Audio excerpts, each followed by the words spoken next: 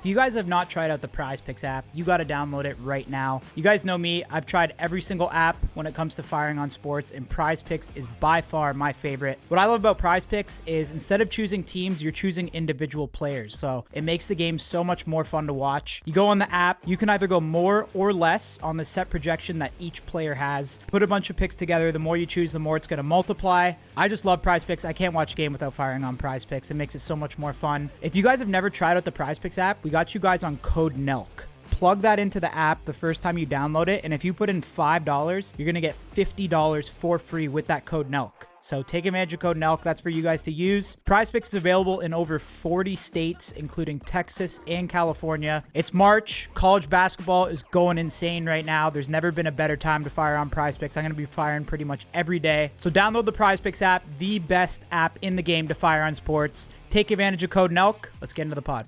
All right, me and Shawn are starting out the pod. We're tossing in a little Alp. Shout out to Tucker. You were on Tucker's too?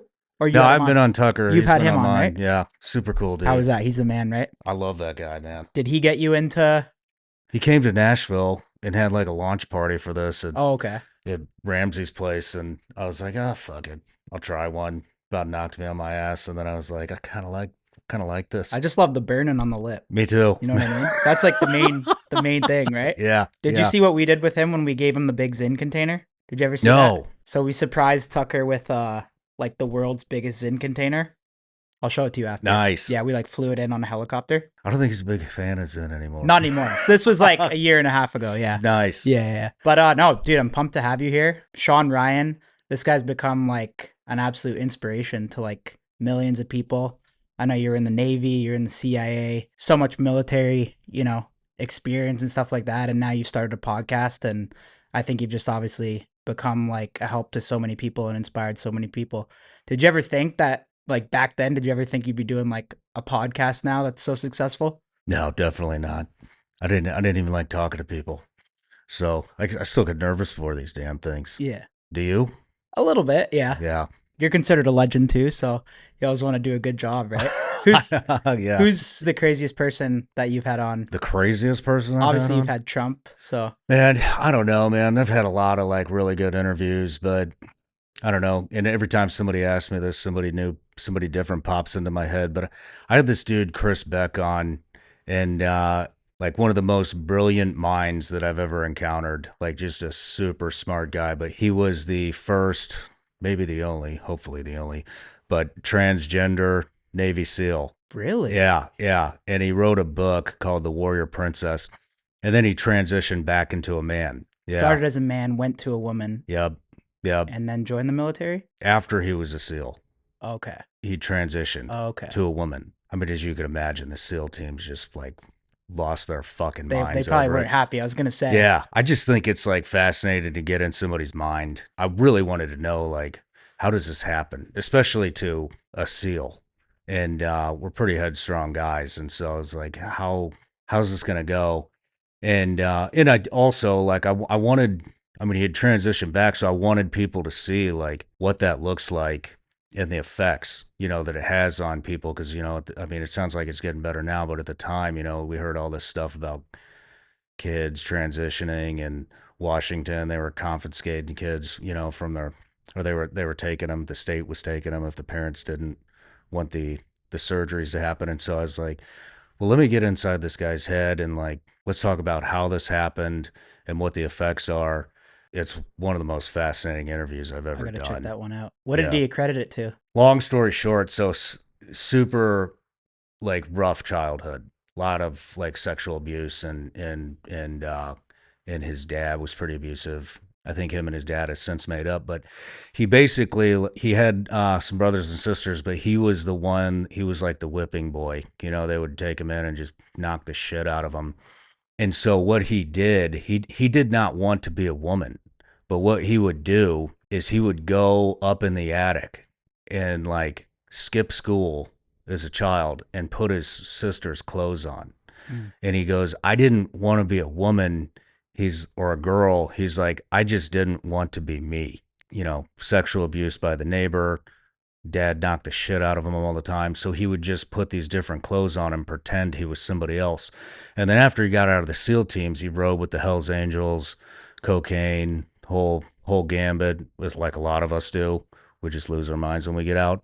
And so he wanted to get better. He started going to therapists, and he got the wrong therapist. And I don't know if you've ever done any therapy, but they always go back to childhood, right? She started talking to him about his childhood, and he said, like, yeah, I was severely abused as a kid, and I would put my sister's clothes on as like a young, like 10 years old, probably, and she like kind of like mind fucked him into going, you want to be a woman, you want to be a woman. And he was still fucked up on opiates and coke and all these other drugs and stuff. And don't quote me on the exact drugs, but it was a combination of a lot of things plus booze, like a lot of booze. And she told him to write a book, and she helped him write the book. And when he was all fucked up one day, she slid over the contract, and he just signed it, not realizing like he had signed like everything to her. Damn.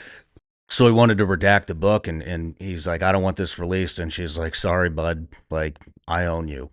And so the book got released, and then he decided he didn't want to be a woman anymore. So he Wow. came back. But That's awesome. he didn't go the full gambit, though. Yeah, that's good. He didn't That's go good. the full. You don't want to go full gambit, right? That's good. You've had Trump on. How do you think he's doing so far? I know I saw you said on Joe Rogan's that America maybe aren't the good guys anymore when you were on there. Do you think that now Trump is in office, has that changed at all? Or what's your outlook on that? I got to be honest, I'm not following it as much as I should be. Mhm. I'm kind of exhausted with the political, Yeah. environment. But I mean, he seems to be doing good. I mean, the Doge stuff. I mean, I'm a little worried about the economy. I think that the government needs to be cut. I just interviewed the secretary of the VA yesterday, and they're getting ready to slash 83,000 jobs, which they need to. I mean, there's like 480,000 government employees in the VA, and there's only 450,000 active duty in the Army. There's definitely an imbalance there, but you see all these jobs getting cut, and I'm kind of wondering, like, well, how's this going to play out with the economy? But at the same time, I'm not saying we shouldn't be cutting these jobs, because there's so much fat to trim in the government. But as far as being the good guys, yeah, I mean, I think it's great that we're pulling out all these wars. But I mean, we go in four-year increments. Geopolitically, I was saying too, because like I Yeah. saw recently, I guess we struck the like Iranian, is it the Houthis in Yeah, in Yemen? Yemen. And then you got the Gaza and Israel thing going on in Ukraine, Russia. What do you make of like the geopolitical like wars going on right now? Is it a scary time or? Yeah, I think it is. Yeah. I mean, just Israel alone, that's who knows how that's going to go. I don't know. I'd like to see us pull out of everything. I'm not really sure what we're doing over there, but Do you think Trump can put an end to the Russia-Ukraine thing? I think he's off to a good start. Hmm. What do you think? I think he can too. I think he's a really good negotiator, and he seems like he's just a people pleaser, right? Too. So I think you never see him insulting someone. Like he doesn't insult. I guess he insulted Zelensky, but maybe he knows that you got to insult Zelensky to kind of get to him too. But I think if you insult Putin, you piss him off, and then he's never going to make a deal with you, right? So Yeah. what do you think was like the most nonsense war that America's ever been involved with? Jeez. I would say it's a toss up between the Vietnam War and then probably right around the Iraq War. I mean, I'm not super knowledgeable on Vietnam, but I don't know what we were doing in Iraq. Even when I was there, I mean, I was all about the mission and, doing the work and killing people that wanted to kill us. But, it's like, did we really need to be there? Probably not. I mean, if you look back, at Halliburton and Cheney, those ties, and I mean, he's a part of the biggest logistics company in the war, the only logistics company in Cheney? the war. Yeah, man. Do you know about this shit? I mean, I know a little bit about it, but I'd love to hear from you. Yeah, So so- what is that? Define for our audience. Like, what's a logistics company? Don't quote me on this. I'm going to butcher it a little bit because I didn't know we were going to talk about this. But Cheney was, I believe he was the CEO of Halliburton. And so if you went to Afghanistan, if you went to Iraq, Halliburton pretty much ran all logistics for both of those wars. And so what I mean logistics, that's like they're building the fuel stations, they're building the chow halls, they're building the barracks, they're doing the laundry, they're cooking the food, they're sorting through the mail. They're For the U.S. military? for the U.S. military. So I can't remember the percentage, but the majority of people that were over there were actual contractors, right? And the way these things work is all these companies will put bids in, for government contracts. Well, it just so happens that, Halliburton won like all the bids. And so there was definitely an incentive. I don't know what his ties were when he was vice president, but to come from that company to the vice president, and then to win all those the company that he came from, Halliburton, to win all of those contracts in a war that we probably shouldn't even have been in. Just basically everything you see, all the infrastructure that was built, all the everything, it was all Halliburton. I mean, it's the military industrial complex, like unraveling right before your eyes, And I didn't realize that when I was there, because I mean we're busy doing, you know, sniper work and all kinds of other shit. But and then even into Afghanistan, it's kind of like after the Bin Laden raid, it's kind of like what are we doing here? Like in the ROEs starting to really tighten up, and the Obama administration really kind of chopped our legs out from underneath of us. It got to the point where Marines would be out there, and if they got shot at and the guy dropped their weapon, they weren't supposed to return fire and kill the bad guy. But it's like, if that's what you're gonna do here, then like, what the fuck are we doing here anymore? You're not even letting us do the job. We're not killing as many bad guys. It got to be only the tier one units were doing any real work. I think probably the Afghan war, or the Operation Enduring Freedom, whatever you want to call it, afterwards, after the Bin Laden raid, was kind of senseless, and it just seemed to drag on, and then the entire Iraq war. Yeah, you have an incredible story. I know you joined the Navy when you were 18. Yeah. And did you do 8 years in the Navy? I did 6 years. 6 I did years in the a little Navy. less than 6 years. What made you want to like enlist originally, like all those years back then? I wasn't really good at anything growing up. I wasn't an athlete. University wasn't really a path forward for me. Plus, I would have just blew it with Happy Dad. Yeah. Oh, yeah. Every day, all day long.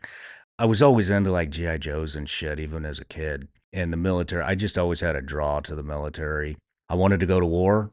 I didn't know what that looked like, and so then I started looking at special operations stuff, Marine reconnaissance. Nobody would take me because I was little. Nobody really took me seriously. I was probably like $130 maybe, and the Navy recruiter like stuck his head out and was like, "Hey, have you ever thought about being a SEAL?" And I was like, "What's that?" So he gave me some pamphlets. I went home, studied it, went to the library. We didn't have the internet at the time, and checked out all the books, started renting movies about SEAL teams. The National Geographic and Discovery Channel stuff was coming out. And so I was like, yeah, let's do this. And I wanted to make my dad proud, man. I just always felt like a failure being the oldest and just fucking everything up. Mm-hmm. All I really cared about was booze and chicks. Yeah, I'm still in that phase. I'm getting over that phase. Good for you, man. Just getting over it. It took me a long time to get out of that phase. Right? So 6 years in the Navy, what was that like? Went to boot camp. That was kind of a joke. And then went to Buds. That was really hard for me. Got through that. Went to SQT. Went to jump school, and then showed up at SEAL Team 8, only to find myself to go to Europe, to Germany, so more booze and more chicks, which was great. I was just like, man, I didn't go like through all this training to booze with Germans, beat people up at Oktoberfest and shit. And so I had made my decision to get out then, and then we got back, and then we went to Afghanistan. We did some stuff in Afghanistan. It was right after Red Wings happened. So Red Wings was the Lone Survivor movie with Marcus Luttrell, and so it just wasn't like a great time. You'd think we'd go over there and just fucking kill everybody. What was that like? Like, it was somber, man. Deployed into Afghanistan. I mean, it was surreal. You land and like, it's like another world over there. You see how people live and stuff, and I mean, that stuff's fascinating to me to see. Yeah. People living in caves and mud huts and shit like that. And I mean, those people are so poor. They'll put, if you had a bag of fertilizer or grass seed or something, you threw it away, they like hang that up in their house as art. But we didn't do like a tremendous amount. We hit a couple of targets and brought back some bad guys and threw them in a little hole and interrogated them and stuff, and worked with the Canadian Special Ops guys, which were awesome. Those dudes were like really cool to work with.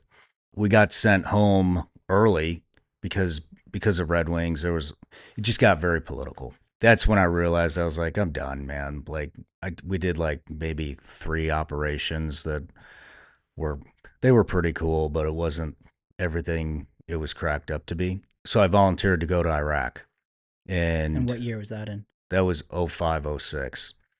And jumped into my sister platoon in Iraq, and then we got pretty busy. We were there to like, it was another mission that I just wasn't excited about. It was protecting like the prime minister or something, and we had an awesome boss, OIC lieutenant, and he started farming us out for a bunch of sniper work. The very first mission we went on, I was there for like a week, and then we were doing real shit. So basically, what he did is he like looked for conventional army infantry units or supply routes that guys were getting killed on with IEDs, and they were getting blown up. So they would send us in. We'd do like a reconnaissance targeting package, figure out where these guys were getting blown up, if there were any patterns, and we would bring in a couple of the guys from that unit, like teach them like this is how you set up a hide. We'd teach them everything from setting up a sniper hide in an urban environment to shooting to targeting to finding patterns, and then we would actually go on the operation with them. And the first night we went out, we killed like 4 dudes, I think.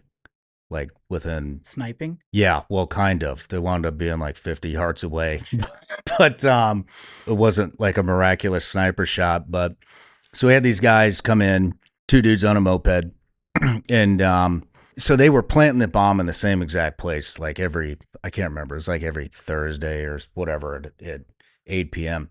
And these 2 dudes would roll in on a moped, pull out the bomb out of the back, plant it, wire it up, try to drive off, and we smoked them. And so they're laid on the side of the road. Once again, like my badass boss, OIC, then there was this taxi, and he kept like driving circles because the army convoy had gone by and the explosives didn't go off because the guys that were going to initiate it, we'd killed. They came by like another time. They came by like 3 times. All of a sudden, you heard my OIC go, Maddie, light that fucker up. And so here's the road, a sniper hide on this side of a building, sniper hide on that side of the building, and then we had 2 automatic weapons guys that were basically like the M60 machine gun. It was like an upgraded version of that. And there was 2 guys on top of the roof, and they just peeked over the lip of the roof, and you just saw like tracers, just like heavy machine gun fire coming down from 2 different angles, hit this fucking car, blew it to shit, kept driving, hit like a electrical box. The electrical box blows up, and then we were like, right on. We were like, right on, who was that? And he was obviously involved because he kept driving by to see if the explosives, why they didn't go off. Then we called in the army to come in, like do the cleanup and bag the bodies and pull all their IDs and shit. And so it wound up, we had killed the 2 IED emplacers, which were just, little minions. And then the guys in the taxi, one of the guys wound up being the cell leader, like the IED cell leader for the entire region. And we just, killed him. And so that was really cool. So we did a lot of that stuff in Baghdad where we would just, and then none of those guys they didn't get blown up again for the rest of the time. They took everything that they learned from us and killed a bunch more people. We ran into them, bad guys, not people, terrorists, but we ran into them right before we left, and they were like, dude, we've been getting it on. So word got around, and then all these other units started calling. They're like, hey, can we use you guys over here? And so we'd go over there and then kind of do the same thing all over again. What was like the civilians like appetite when you guys were there? Were they like angry with you guys, or were they like happy you guys were there? Like, because I know at some points they were saying like you guys were just being policemen there at a certain point, right? I don't know if that was when you were there, but Nah, we were never policemen. But look, I guess the way you can kind of look at it is America, right? You got super blue states and super red states, and I'm sure if you go to a super blue state, a lot of people hate you. Right. You know what I mean? And if you go to a red state, a lot of people probably like you. And that's kind of like how it was over there, you know? And so we would go into these places and break in and set our sniper hides up in people's houses and people's buildings. And like that particular instance, the shoot I was just talking about, that operation, they were emplacing those bombs in this woman's like right in front of her house. And she had little kids, you know, and she's actually the one that told us. She was like, these guys come every Thursday at 8 p.m. and my kids are outside trying to play, or like they're coming in and breaking my windows, and you know, it's causing a lot of violence. So she like dimed them out and was like super happy that we're there, super happy that we killed those people, those terrorists. I don't know why I keep calling them people. But, you know, and then you go to other places where the town was black, and black means no Americans are allowed in there. Nobody's allowed to fly over it. No helicopters, no tanks, no Humvees. And then they would send in the SEALs to go and kind of take care of business on the outskirts of the town, or they'd send in the Marines to a place like Fallujah and just, you know, wipe everything out. It was kind of hit or miss, but the majority of the places that we operated in, they were like really happy that we were there. So yeah, we went into this one place, and like I said, it wasn't my specific hide, because we have like, I don't know, 4 or 5 hide sites all around a designated area where we thought they would show up. And these guys broke into a house. Another sniper team on the same op broke into this house and wound up being an Iraqi prostitute. And you would think that they don't have that stuff because they're all, you know, in full dress, like they wear the, you know, prostitute broke yeah. into. No. We broke into a prostitute's house. And she didn't speak any English, and those guys didn't have an interpreter, but she kept trying to tell them, I guess, that there were going to be visitors showing up. But like, she was super to happy run. that they were there. She's okay. like cooking for them and making tea and all this other shit. So the prostitutes loved you guys too. Yeah, they love, yeah. But you'd have like these Iraqis banging on the door, and she'd have to shoo them away, and then 15 minutes later, another one would bang on the door, and she'd answer and shoo them away. And it was like, they came over comms, like, I think we set up in a prostitute's house. Like, well, make sure you keep watching the target. No, don't get too busy over there. But that's hilarious. But yeah, everybody, most of the people were just like really happy that we were there to kind of get rid of the bad shit that was going on in the neighborhoods. You put your life on the line there, and like you served there. Looking back now, do you think that's a war that should have happened, or? No. At the end of the day, man, you know, there's people trying to kill you and you're trying to kill them. I hate to say it like this, but everybody's just doing what they believe in. Those guys believe that we're the bad guys, and we believe that they're the bad guys. And, you know, only God really knows. We probably should have never been there. If somebody were to infiltrate our country, I'd do the same damn thing they were doing to us. Mm-hmm. I'd kill as many of them as I could. But no, I don't think we should have been there. I do think that we killed a lot of evil, you know, in that country. But should we have been there? No. But Afghanistan, that's a different story. You think that one was justified? Yeah, I think that one was justified up to a certain point. And then after that point, I mean, look, we went in there to eradicate terrorism, right? When you start getting these stupid rules, like the one that I had mentioned earlier, they were sending the Marines into the hornet's nest and giving them these ridiculous ROEs. Like, if they shoot at you and they drop their weapon, then you can't shoot back. And it's like, dude, like, that sounds like they're going to get killed, or they're going to be worried that they're going to go to prison. So if you don't want them to kill the bad guys, that's when I was working for the agency or contracting for the agency. We didn't fall under those rules, but you know, it was just like, man, like, what the fuck are we even doing here? After that Bin Laden raid, if the goal wasn't to eradicate every terrorist within that country, then what are we doing there? What's your opinion on 9/11? Do you think that's something that could have been prevented? Definitely. I mean, we got a warning. We got several warnings, right? But, you know, I went over and interviewed this guy, Ahmad Massoud, about the funding that we're doing to the terrorists right now, and what the withdrawal was like, because those guys were on our side. There was an alliance, you know. The most recent withdrawal, like in the most recent withdrawal, and we turned that over to basically our enemies. And all the guys that fought along with us, like, there were a lot of Afghans that were on our side that were fighting with us, and I mean, 20 years these guys have fought with us, and then we just left them. Well, they're still there fighting Taliban, fighting Al-Qaeda, fighting these, terrorist organizations. His dad was the guy that we were going to partner with, because he had that alliance. But way back then, his dad was also Ahmad Massoud. He's known as the Lion of Panjshir, just a phenomenal warrior and leader. Bin Laden killed him, had him assassinated. They set up a fake interview where they sent in like a news crew. I believe it was 2 days before they did 9/11, because Bin Laden knew that we would use the alliance, the resistance, to infiltrate Afghanistan and to use them to like help us get the lay of the land and use their intel networks and all that kind of stuff. Well, they had set up an interview much like this, but they put the explosives in the cameras. So they started the interview and then blew the cameras, and it killed Ahmad Massoud, the Lion of Panjshir. Well, he had tried to warn us days before that this was going to happen, and nobody paid attention. Really? And so Like he said there's going to be an attack on yeah, U.S. soil. yep. Wow. And who did he warn? Do you know? He warned the administration, the Bush administration, and they didn't take it seriously. Because there's so much weird shit with that, like all the Bin Ladens flying out. Yeah, It's there's a just- lot of weird stuff around 9/11, but yeah, I mean, it could have been prevented.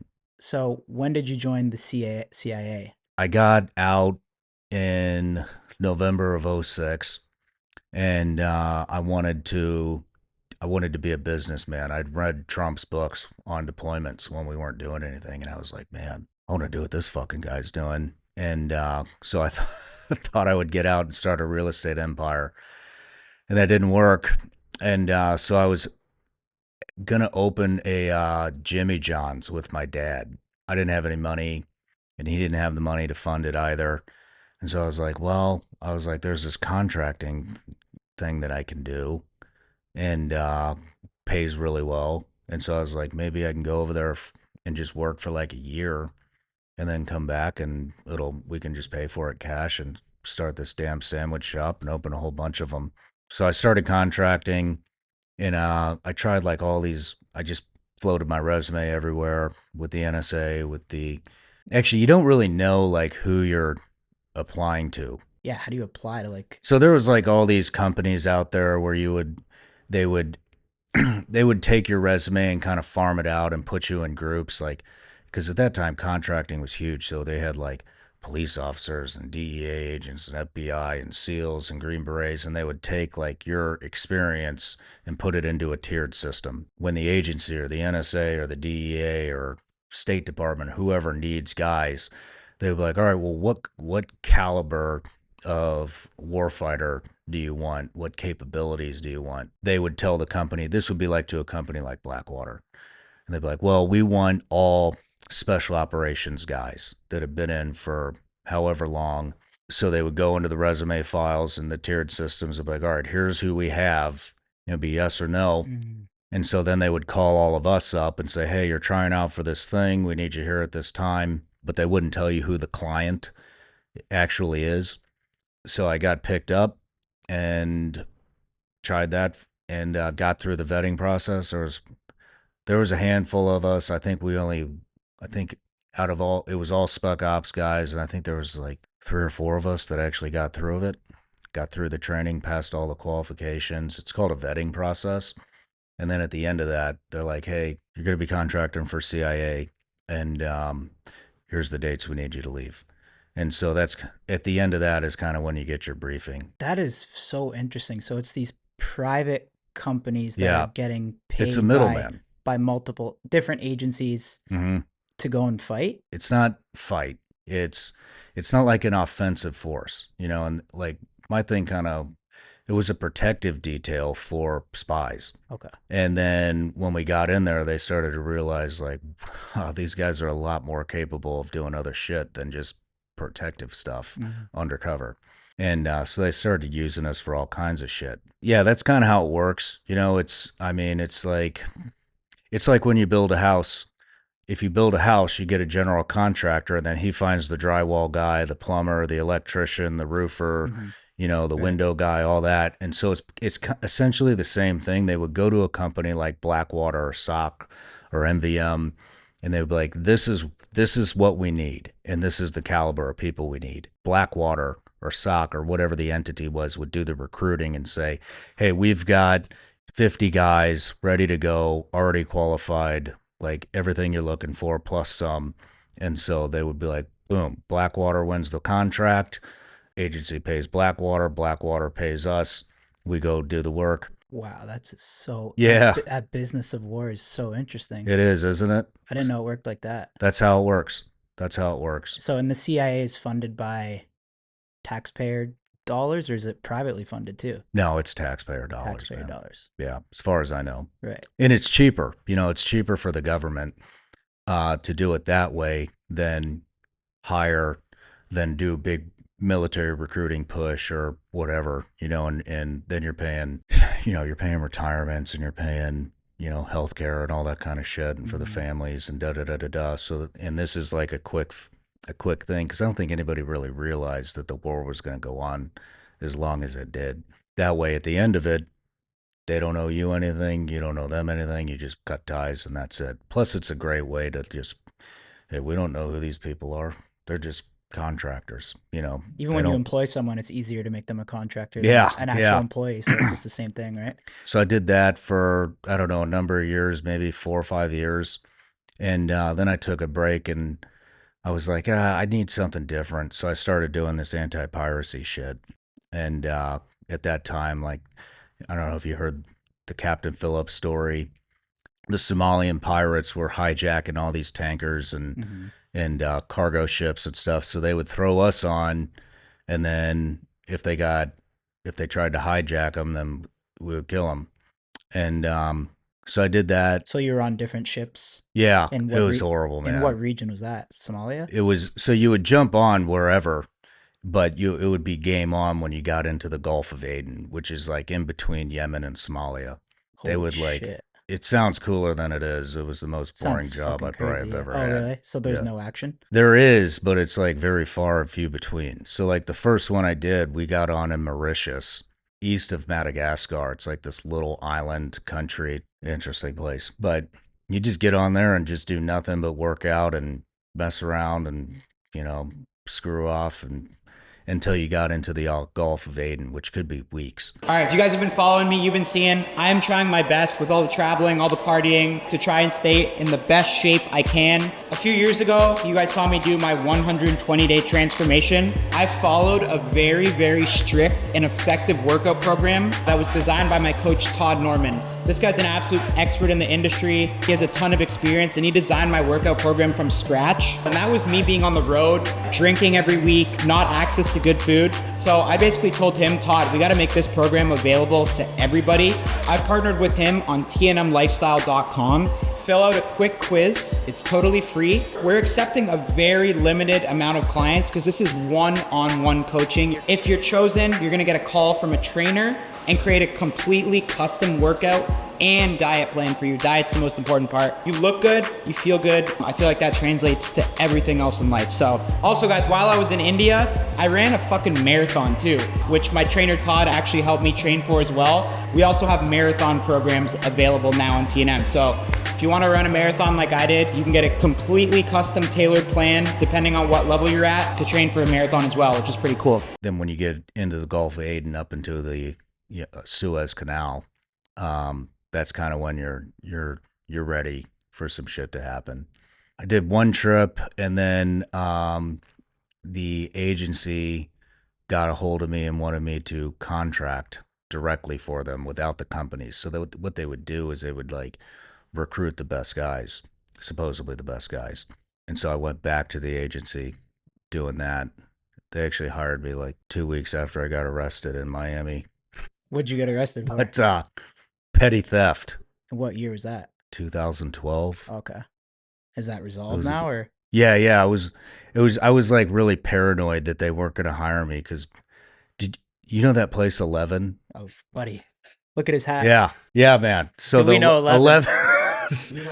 So 11 used to be the gold rush. We know that like the Gulf of Aden. Same level. Yeah, so 11 used to be the gold rush. And so I did like a crazy night in Miami, downtown, wherever 11 is at. Stayed there until like 9:30 in the morning. Done that? Yep. and good times. Yep. They were closing, and I was like, well, shit, man, the party's getting ready to fire up in Miami Beach.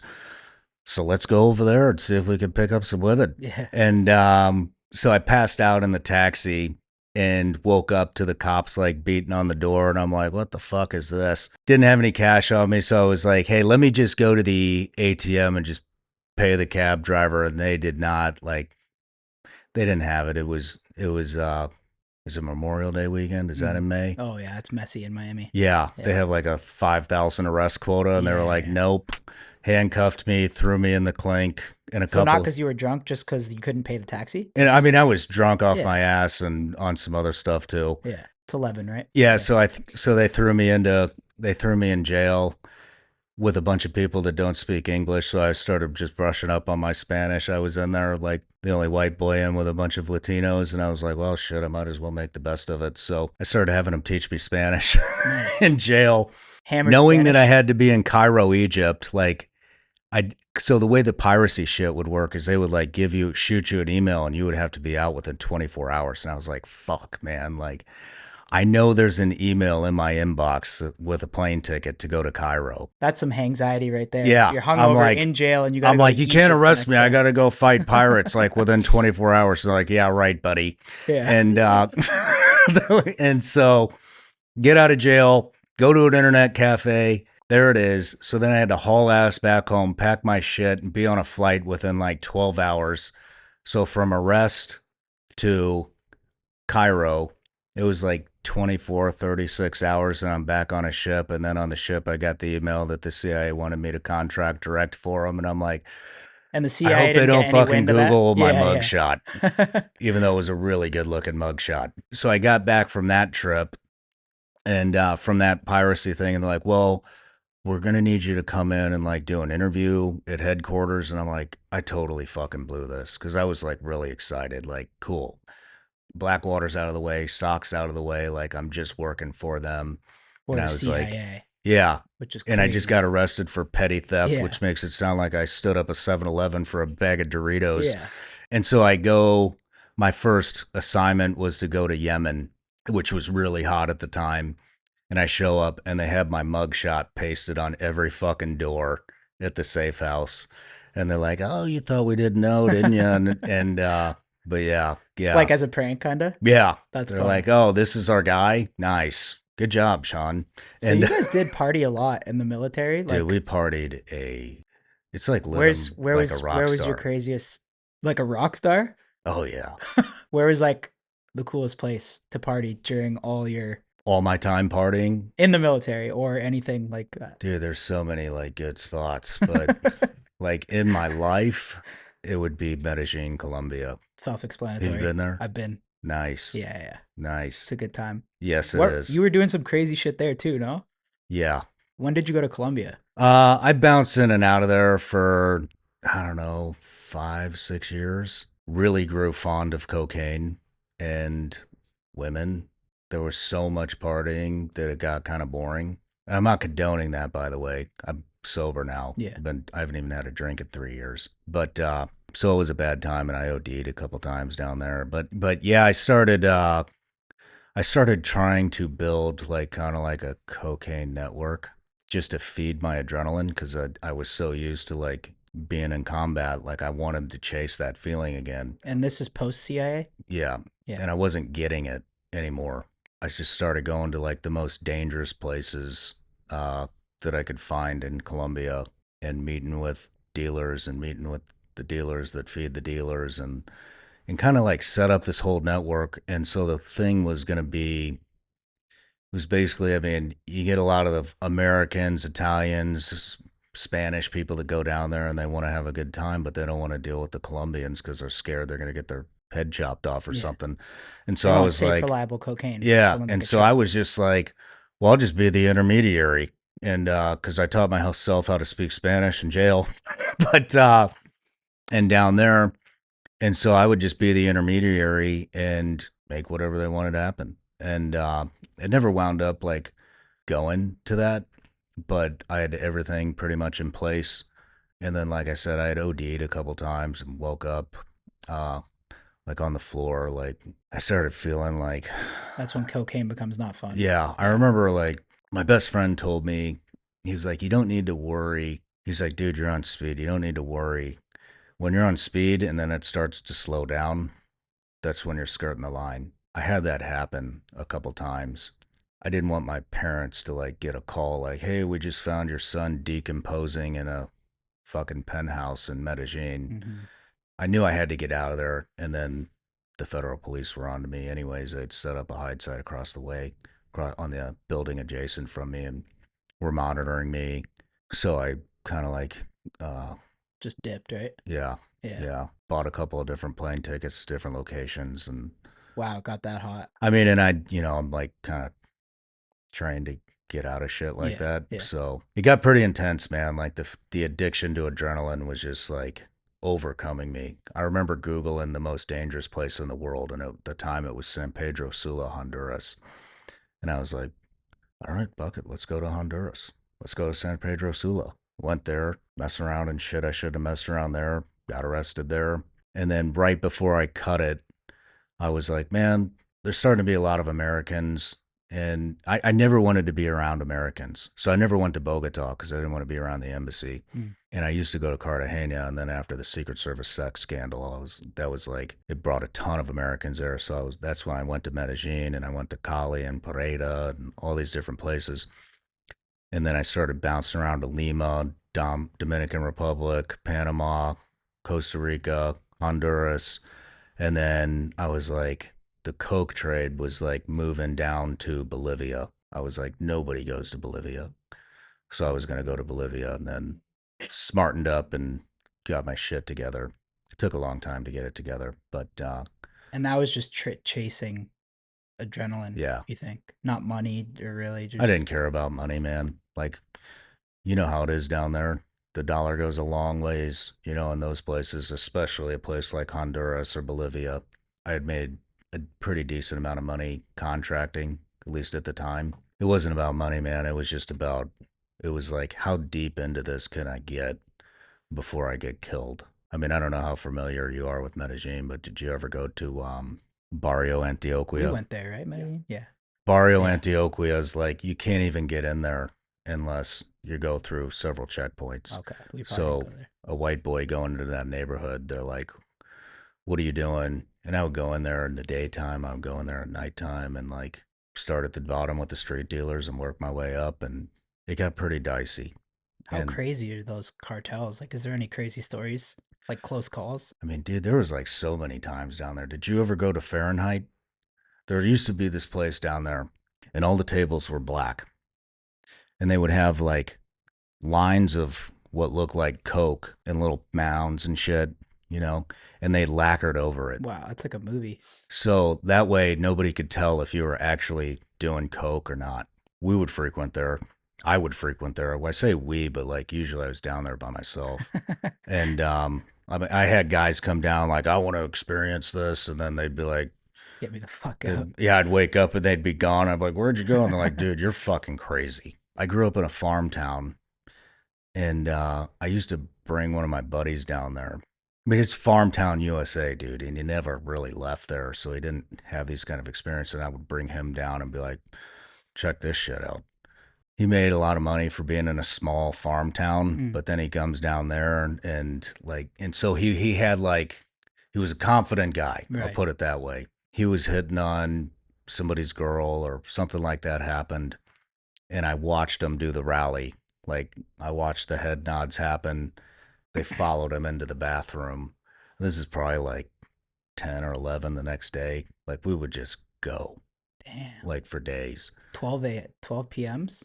Dude, it was just, My record's like 1, and it hurts. we would have been good friends back in the day. Yeah. But I know he's like a Nelk boy from the past, but way more badass. But yeah. I remember going in there and I was like, they're gonna fucking kill him. So I ran in there and like I was able to like kind of de-escalate it because I built like a pretty big reputation in Medellin, especially, and nobody really knew. Do we fuck with this guy? Do we not? Why is he here? How's he so connected? How is he confident enough to run around with a Rolex in these parts of town? What were you dressing like at the time? Like just to the nine, dude. Like Like white guy in Colombia with the Rolex, like everything. just flashy, Like super flashy. But it was like for pretty that sauce. Yeah, overconfidence. yeah. And because I wanted to confuse him and I knew Spanish. Like I had everything, man. And I had like a pretty big network. So it would confuse them and they would be like, maybe we don't want to fuck with this guy. We don't know who he's attached to, even though I wasn't really attached to anybody, but it put fear in them where Hmm.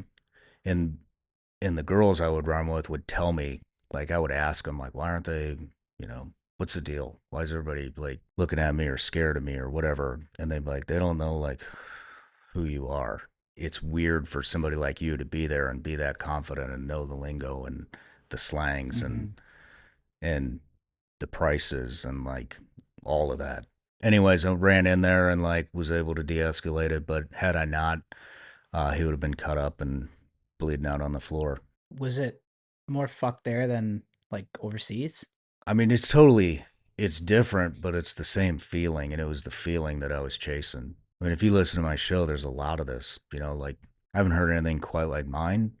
Um, but there's other stuff. I mean, like I just talked to you about Chris Beck, he's riding with the Hells Angels, like doing whatever he's doing like riding his Harley on one foot and going 100 miles an hour. And like, you just get like this death wish, and you can't get that feeling unless you're riding the edge. There's like a chemical imbalance that happens when you have that many adrenaline dumps, doing a job in combat like that, like it fucks with your brain and then the adrenaline actually becomes an addiction and you crave that chemical release that happens when you get an adrenaline dump. Guys find all kinds of different ways, to feel it. And then it takes hitting rock bottom to realize like this Yeah. isn't sustainable. So is that when you hit rock bottom, like kind of in the Columbia? Yeah, I mean, I told you like I wanted to make my dad proud, right? And that's why I joined the SEAL teams. I would say that's probably the biggest reason. Like I wanted to quit in there in Hell Week, but I was like, I can't like call my dad and let him know I'm a failure again. And that's kind of like the same sentiment I got when I really started skirting the edge and things started slowing down when I was on speed. But I couldn't just like cut it, and that's when I wound up moving to Boca. But before that, like I was like, maybe I'll just go to Costa Rica. Like it's pretty tame. It's like, and I got there and I kind of started doing the same shit Mhm. again, and like I just fell right into it. It just like it was like second nature for me to start building networks and stuff, and then I went home and got drank like a fifth and a half of vodka, probably totally blacked out. I must have come clean on everything uh, to my parents, and it scared the shit out of them. And they're like, "We just want you to talk to somebody." They were like tearing up, and I was like, "Oh fuck!" So totally left South Central America, and that's when I moved to Boca Raton, Florida. I was thinking about Miami, but I was Oh, like, I know. It's too Spanish there. I was like, I'll Sounds like probably you just in get Spanish too. just I does would get, not. yeah. I was You like, just become the king of any fucking Spanish culture. I still wanted accessible, but not as accessible. And then I started a business, and still struggled with a lot of different addictions. Like I couldn't sleep, so I would wash down whatever opiates I could get on my hands on: tramadol, hydrocodone, the occasional oxy. Still like finding ways to get coke, Valium, Xanax, Ambien, anything I could do to like wind my brain down. And I was like, well, maybe I'll try this therapy shit. So I tried therapy.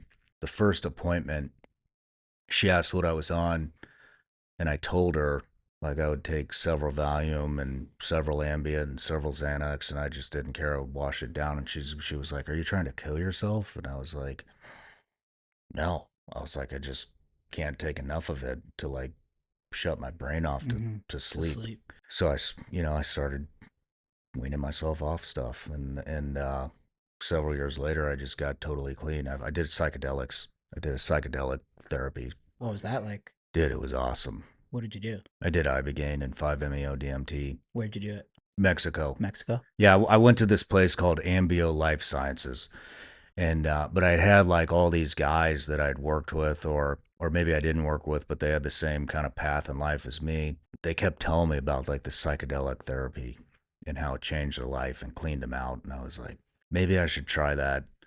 And so I flew down and did that. And when I came out, like it was like you just had this intuition that clicked in my head. And it was like, all this shit that I'm doing is poison. What was it? And Did you smoke something or drink or yeah, do? so the ibogaine is like some kind of a root that they get out of, I think, Gabon, Africa. And they say it's like the most powerful psychedelic on the planet. And it's like a 12-hour experience. And then you wake Wow. up from that, and then you do this 5-MeO DMT, which is also like super profound. And how long's that will last? That Is one lasts about 15 minutes, but you have a death experience. Dude, it's like you cross over, man. Like if you have not done it, I don't think I'm ready for that yet. yeah, it's pretty Would you heavy. recommend it? I'm 30. So Yeah, I I'd feel recommend like it. does it stop you from like thinking certain things are important in society or like cuz maybe they're not. Like, It you just know what I mean by that? yeah, Like I know money's what you not mean. important or like cuz at the end of the day it's kind of not, right? Now, it paints things in a different aspect for you. It just makes things clearer. So, like whatever you're doing in business right now, we have a lot of the similar decisions and stuff. We're both in podcasting, and you got this shiny fucking carrot over here and this shiny carrot over there. And like what it can do is like give you the vision and the focus that you need to like get what you really want. And so I did that, and it like wiped out all the bad shit that I was doing in my life. And it also like gave me like this intuitive sense of the shit in my business that's not important. And like it made me guilt free to say no to certain things. And like I could tell like what was a distraction in my business. Like, yeah, this might be like a chunk of change like right now, but I'm after the long game. And so it was almost like if you're looking at something through a bunch of weeds, like it's like, Wow. and the path just becomes like clear as day. And when I did that, man, like my business, like really fucking took off. And so it doesn't take your drive away or anything like Mm, that. Because I hear a lot of guys that, a lot of people that are like, oh, I don't want to turn into a fucking hippie, yeah. and I don't want to lose my drive and it'll change me. But it will But it's not like change that. you, but it will change you into like the person that you're supposed to be. It's almost like it illuminates distractions, and Wow. you're able to just push all that shit aside and go after the big win. So you're really struggling with like addiction before that and right after that Yeah. you're just completely drug free? Yeah. That's fucking like a Like miracle. That's the crazy. next day. How long did the DMT trip feel like? The 15 You minute have one? no essence of time. So when I say it's a death experience, like you 100% in your mind think that you're going to die. Really? You are grasping it like, and I was pretty okay with dying. Like I was like, all right. And then I thought about my son and my wife, and I was scared to death to leave them behind in like this fucked up world. And then you have to let that go too, otherwise you'll wind up in the cycle. And as soon as I let that go, it was like I crossed over into this other realm.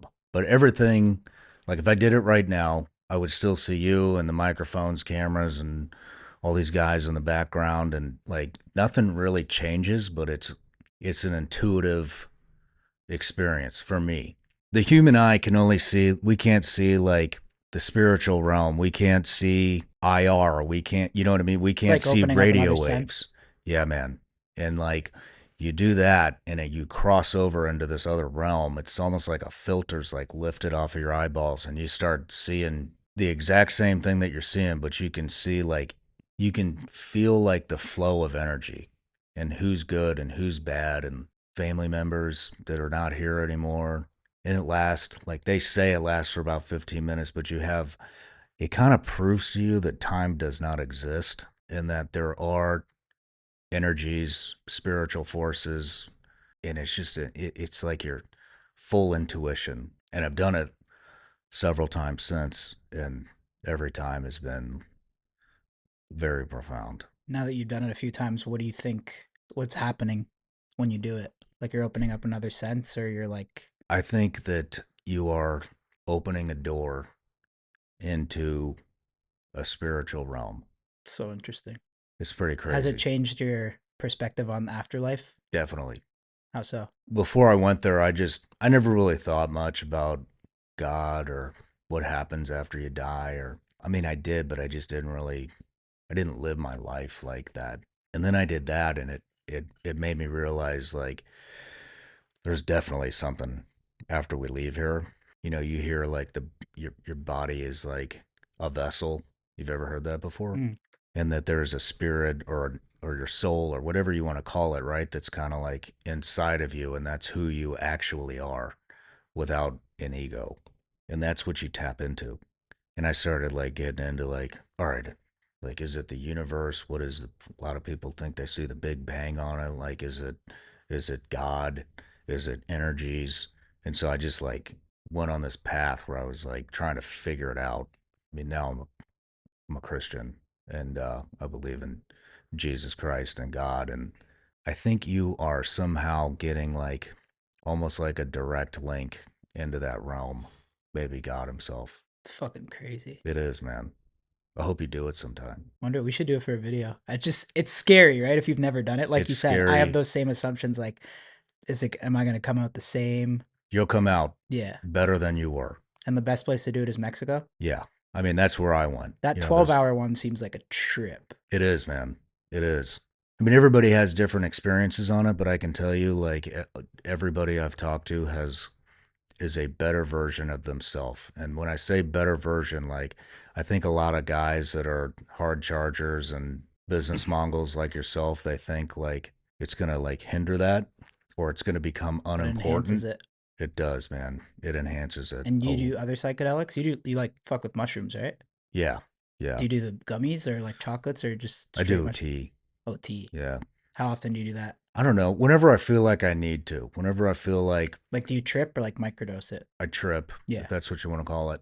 I do it when I feel like I need clarity coming up to a major crossroads and I want all the distractions like moved out of the way.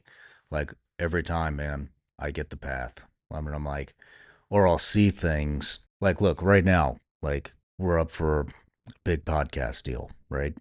My contract's expiring and I'm up for a big deal. I've tapped into that, you know, a couple times and I'll see like, and like I said, with the distractions, like it's like, here's like a big pot of money or here's a big, you know, whatever, man, Mhm. something that I think might be really beneficial. And I'll do that. And instead of just looking at, you know, thinking this is the way, then it brings in all these other aspects. And it's like, here's the strings that are attached if you do that. They want to control you. Here's how they're going to try to control you. And it's like, holy shit, man. Like I never, like that was never unveiled to me Mhm. until I did this. Like for me, that's a big thing. I never want anybody to control what I do. I know there's a lot of traps out there that you can fall into. I mean, look at the Epstein shit, you know? You know, for me, like, I have a very strong relationship with my wife and my kids. Like, I know that they can't get to me through sex, but I know that they could get to me through money. So it will unveil things that I didn't think about that are there. Mhm. And I'll see them like after I do it. And if that's what I get out of it, then I'm like, fuck, man, like that guy that wants to invest millions of dollars into my podcast. Like, this is what he really wants. He doesn't want to fucking help me.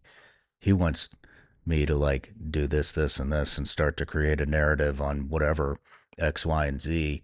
And then I'll go and I'll kind of like research other stuff that I haven't researched. Sure as shit, man. Like, I'll see it. I'll be like, fuck, he does want me to do that. Mhm. You know? I've gotten into the chocolates the Yeah. last few months. Yeah. Yeah. Group of Australian girls. They just love them. You ever been to Disneyland on shroom chocolates? No. You gotta try it out. No. It's a good time. I'll bet it is.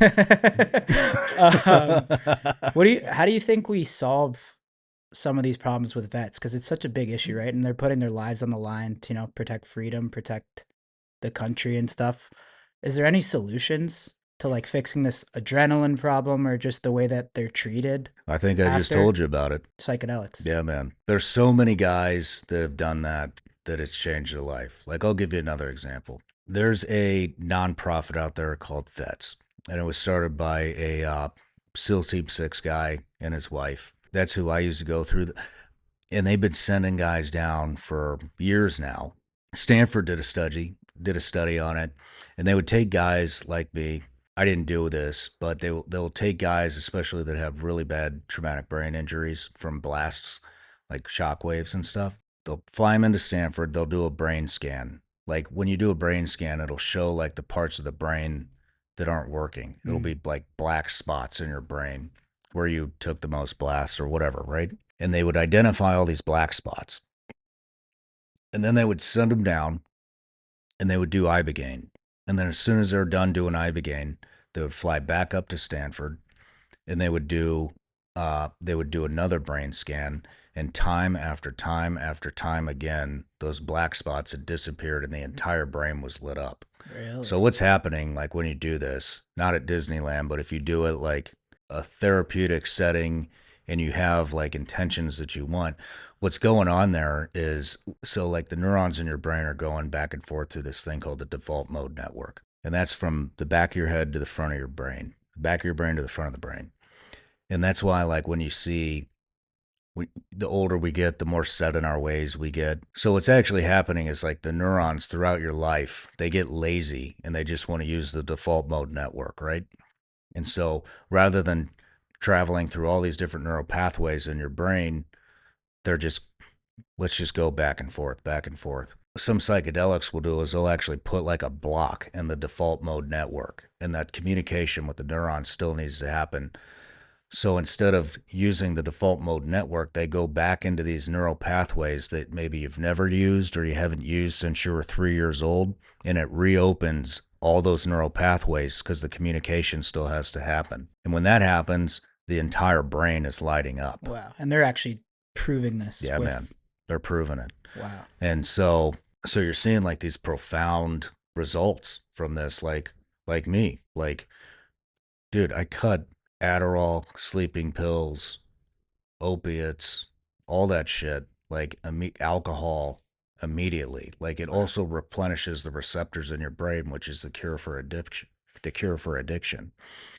So I had a really good friend of mine. He survived. It was the biggest car bomb that I had seen somebody survive.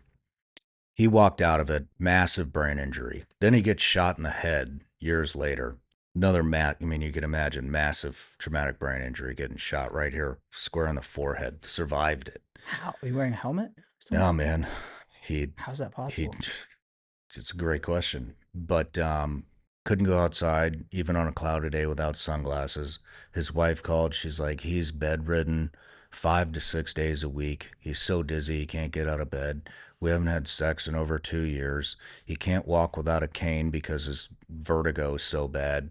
And I'd been trying to get him to go down there for a long time after my results. I was like, you got to try this, man. Just like, what do you have to lose? Yeah, And then when I found it was that bad, I called him again and I was like, let me call my buddy Trevor. Let's get you in. We'll get you fast tracked. Goes down there, does the Ibogaine experience, comes out of it, leaves his cane there for a souvenir. Doesn't need it anymore. The vertigo's gone. Doesn't need his sunglasses to go outside anymore. Hasn't been bedridden at all. Goes home, bangs his wife after 2 years. And this is like 8 months ago. And it's still like the day after he left. That's like insane. He's doing awesome. This sounds crazy. It is crazy. It's going to tell you what's even crazier is why the fuck is it illegal? Right. But you know what I mean? And so that's the kind of stuff that stuff is healing down there. And so I'm not saying psychedelics is like the end all be all. I think there's a lot of things that we could do, but I mean, I've not seen anything more promising than that, for addiction, for traumatic brain injury, for PTSD, for depression, anxiety, like all that stuff it's curing. Rape victims going down and like they're able to function again, and wow, it's really like incredible. It looks pretty promising. So that's your main message to like people kind of recovering. Yeah, I would say look into it, and then I mean there's a lot going on there, you know what I mean? Definitely. It would be like if especially guys, not just guys that are operating at the highest level like at the SEAL teams and the rest is special operations, but for anybody, but I mean, you wrap your identity up into that. And guys, that becomes them. And so when that gets taken away, it's like, well, shit, who the hell am I? None of these skills really translate to anything else. I mean, just think if like your podcast got shut down overnight, what are you going to do? You know what I mean? Mm-hmm. What are you going to do? This is what you do, and you built an empire doing this, right? Mm-hmm. Well, then it all gets taken away. You have to find a new purpose. And so that's something that's going on. The adrenaline addiction is going on. The TBIs, the PTSD, a lot of their wives left them, infidelity, guilt, survivor's guilt, having to kill people. Like there's like a heaviness that veterans have, and so there's a, Can only imagine. Yeah. I think finding a new purpose and being able to like realize like being a Navy SEAL, CIA contractor, that's not who I am. That's something I did and that's gone. And so what's the next thing? You have to figure that out. And it takes time, but you have to get out and get off your ass and go try things and figure out what you like, what you don't like. And like clarity comes from that. It doesn't come from sitting on your couch with a bottle of vodka and Mm-hmm. doing drugs. Like it doesn't come from that. Mm-hmm. It comes from finding a new direction and being able to set the old one down and realize that wasn't me. That's just something I did. That's crazy. I gotta look into that. We might have to do that for a video if we can handle it. What's next for Shawn Ryan and the business and the podcast? Well, like I said, we're kind of shopping around, and I'm probably going to go independent because I don't like anybody controlling me. Mm-hmm. I'll probably be stick with being independent. I'm pretty independent for the most part right now, but we've been building my team out. I spent all last year building my team. There was 4 of us: my assistant, my social media guy, one editor, my sound guy slash kind of business guy, and so we've almost tripled that at this point. And so it's kind of getting everybody working together, building a culture. We're building a new studio. Right now we're in like 1,200 feet studio. We're building a studio from the ground up. It's like 7,000 square foot. There's going to be a shooting range. It's on That's like, exciting.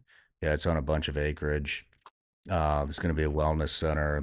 It's going to be like the Google of podcasting. That's sick. And yeah, I want everybody to be the best paid, the best culture, proud of where they work. And then I'm starting to think about doing some stuff for kids, like kind of like a kids network, because I think the last 4 years especially, kids really, you see what's going on in schools and all that kind of stuff, and the kind of demonizing police, and it's just atrocious, man. And most kids don't even have any confidence. And so I want to put something together that could build that confidence and kind of bring, traditional American values back into the country, and show some patriotism and who real heroes are, and What's that going to come in the form of? Like, I haven't had the bandwidth to dive in too much, but I hired a COO to help me build these new verticals, and I think it'll probably be books, turn it into cartoons, maybe that turns into toys, and like that kind of stuff. yeah, congrats, man. I mean, your story's very inspiring. This combo is awesome, and yeah, you have one of the biggest podcasts in the world. So, wish you nothing but great success. And yeah, maybe I was thinking we got to do if Shawn could get us into some Navy training or something. I think it'd be cool to show our audience, like, Yeah, man. just Let's do it. put us through the ringer or something like that. I'll tell you what, We when should you do something for our Nelk channel, like something lifestyle. cool, when you come out, I'll have you on my show, and Let's do it. then I have like a 500-yard range. Let's do So it.